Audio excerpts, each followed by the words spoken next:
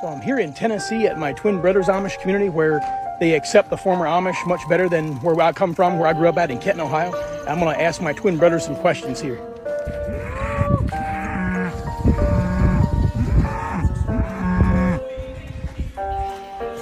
Hey, brother, how many cattle you have out here?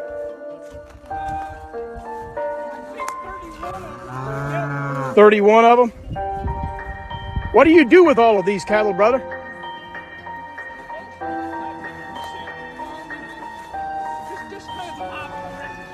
Okay.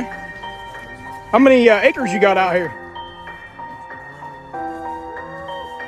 74. Do they usually, when they hear you mooing like that, is that what brings them up here?